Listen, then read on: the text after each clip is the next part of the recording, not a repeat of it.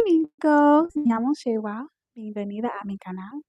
Today I'm going to talk about what's the difference or what is better between a provider and a non-provider. So vamos, let go.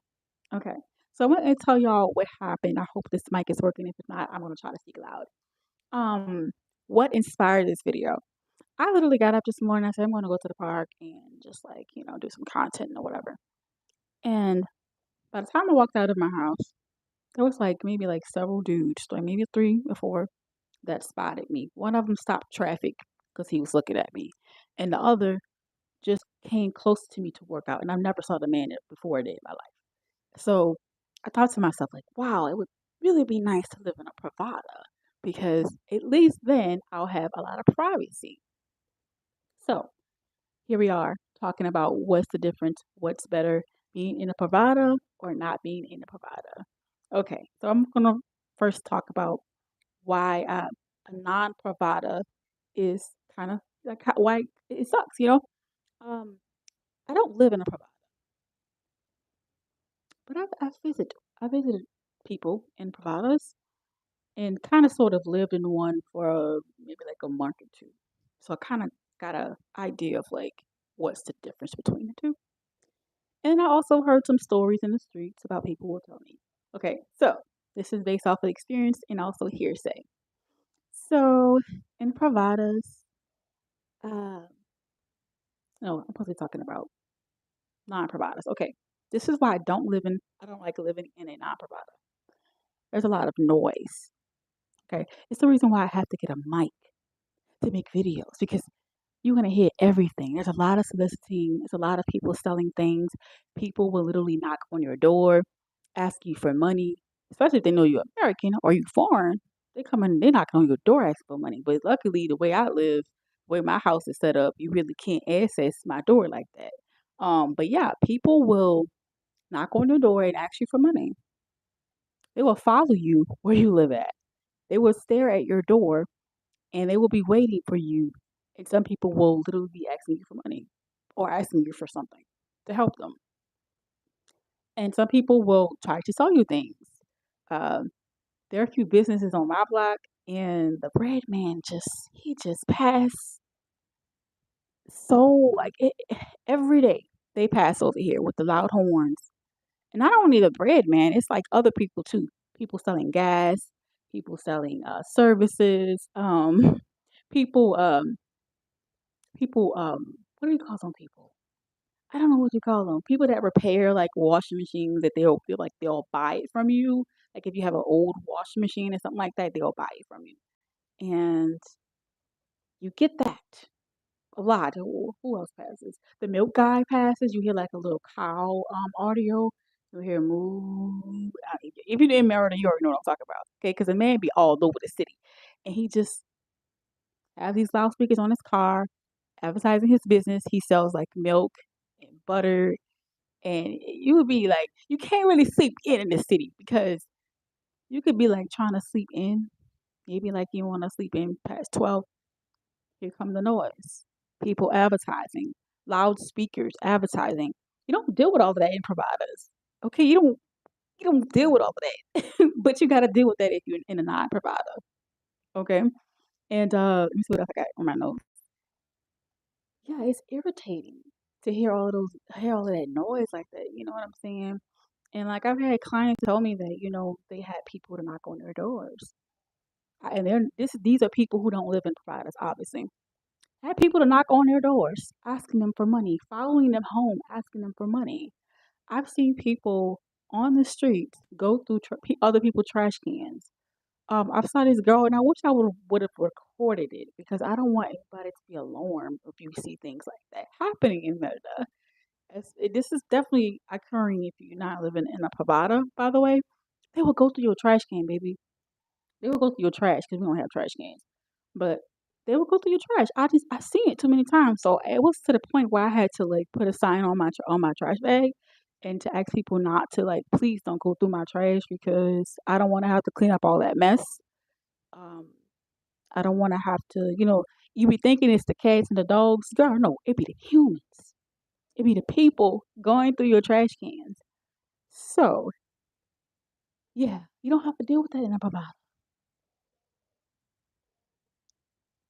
Just think about that. People like, what do you put in the trash can? Your fluids, your old food, your trash, and people are going through it looking for aluminum, plastic. I believe they can resell aluminum here, and that's why they do that. And plastic, I believe also they can resell here. So people are doing this in the non-providers. Okay. And then not to mention if you have a stalking situation going on. You're easy to access if you're in a non-provider. And I feel like melanated women, we just get a lot of attention here because we don't really like look like everybody else. That's even worse because now people know where you live. They can just be hanging around your house. And this has happened. This has happened. I'm not just speaking based off of like some accusation. It has happened. People will follow you, try to figure out where you live. Look at where you live. You draw a lot of attention, and if you don't really want that, for the sake of being safe, then you need to live in a provider. Okay, and so it's not really safe. And when you look at all of the houses here in Merida, everybody has gates around their house and tall walls. I don't think I've been to any neighborhood, especially a non-Privada neighborhood, that does not have a gate, or multiple doors to access their actual house. I have two doors to access my house. You get what I'm saying?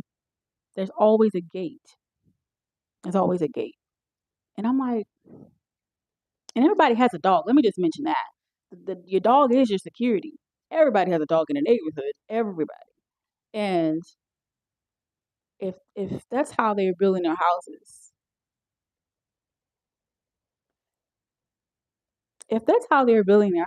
think about that. Gated in a non-provider. It's gated. That means even what do you call that? Gates on the windows, on everybody windows. The windows are gated. I'm like, why?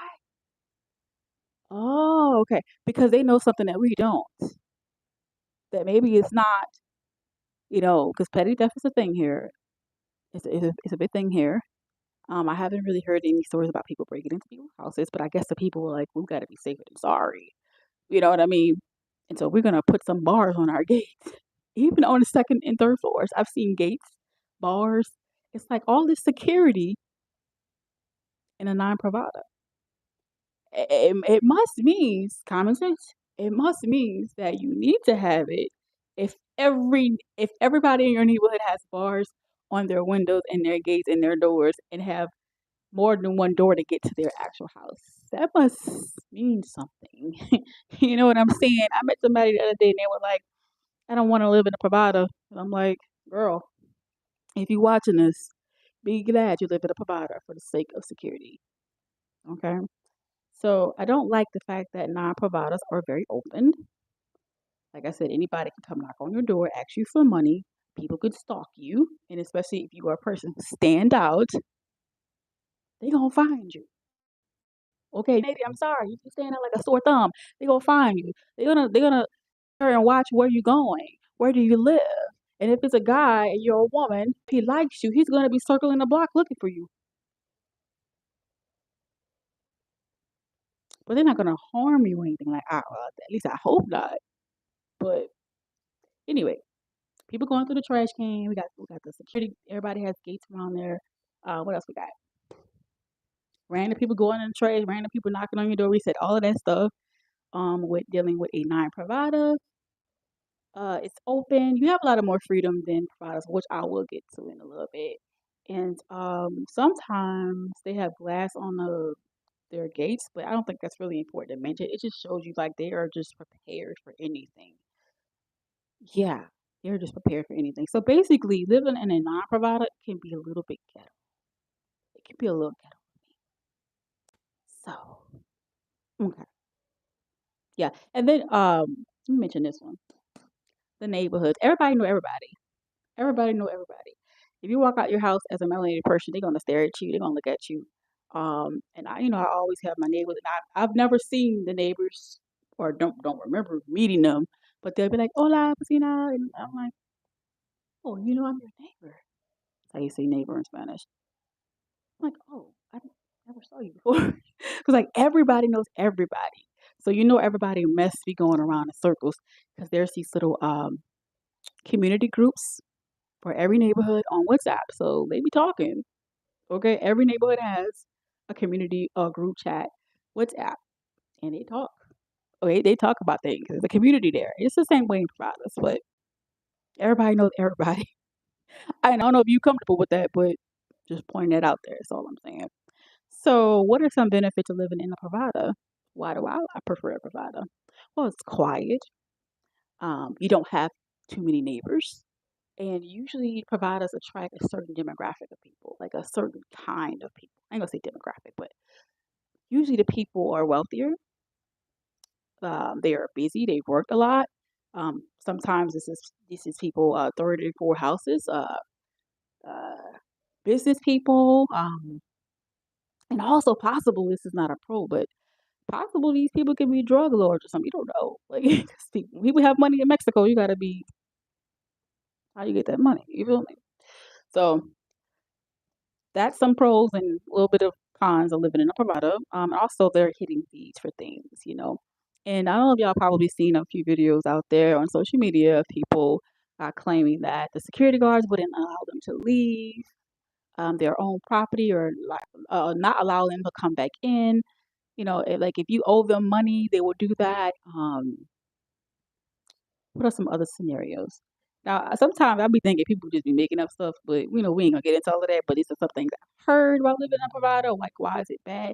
And I think it's like the whole control thing. Like, they have like the right, I guess, to control in some way. I don't know if I'm making sense, but they can control things in some ways. They have rules. They have regulations that they want you to follow. And there, yeah, like I said, there are hitting fees, there are maintenance fees that you have to like pay and things like that. But let me go back to one of the pros, which I love providers for 24-hour security. Not everybody can get into where you're living. And I'm like, if you are a high profile person, like you're melanated or if you have a lot of money or you just attract a lot of people or are you just a private person, you gotta live in a provider because they're going to people will try to find you. It provides it gives you a sense of security, and if something happens, you have security, 24-hour security.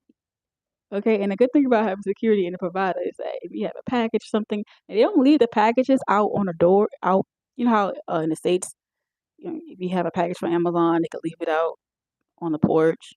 No, they don't do that here. You won't get your package. Okay, if you keep missing deliveries, you won't get it. You have to come. You have to go to a designated spot to pick it up. Well, if you living in a provider, they'll deliver your package or keep your package, you know, until they see you. That's pretty cool. It's like having an assistant or something. Like, or if you having work done in your house and you're not going to be there, you have to work or you have to go to the States or something. Security can also help you out. Okay. They can let people in your house to do certain things. They can open up your door. And that's kind of nice to have, especially if you're traveling back and forth. And, if you're not there all the time, it's like another person to have your back when you're not there. And if you have, like, say, for instance, you have a crazy ex stalking you or something, if you live in a provider, there's no way you can get in. There's no way. You can tell the security guard, turn him back around, tell him don't come by my house, tell him to go. He's not getting in. You know what I'm saying? So it's like another level of protection for you in providers. Yeah, there's some cons, but I love the amenities. I love the smaller communities and exercising in the morning. It's beautiful because there's not a lot of people that's gonna get up in the morning. And if you walk out your house, there's not gonna be a whole bunch of eyes looking at you. There's not gonna be people going through your trash can because usually people in these providers are of a different kind. Okay, they're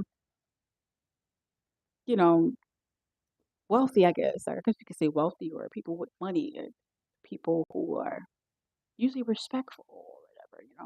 They made it that far in their life, right? So, yeah, and it usually kinda gives you a pie the houses are very beautiful in Barbados. usually very beautiful. I love seeing how the different providers have the greenery, the scene. You know, y'all paying for that though. You live in a provider, you pay for all that. That comes with the fees and all of that. And I like the smaller crowd. I like how it's peaceful and there's no soliciting. That's the best part about living in a provider. There's no bread man that's gonna be waking you up if you decide to sleep in. There's no bread man. That's the best part. But I feel like sometimes the people that do live in providers wish they live in a non-provider. And I'm like, y'all don't know what y'all talking about, okay? Because listen, y'all gonna be wanting to move right back into the providers. Now that's just my opinion. But most of the providers I've noticed that they don't really there are not too many that's like let me not even speak on it because I was about to say there's not too many that live that's like really in a city. But there are some that live that's in a city, you know, but yeah, yeah. I would pick a provider. Sorry. I'll have to pay for that. So I don't know. That's it. Let me go through my list and see if that's it. That's all I got to say about living in a provider versus not providers. I think that's it, y'all. I think that's it. Yeah, that's pretty much all I got. And I definitely will probably make a part two to this video one day, somehow, some way. Okay, people are trying to find you. Trust me, if people are trying to find you, they will. Oh yeah, I I believe that 100%. No matter how you try to hide, but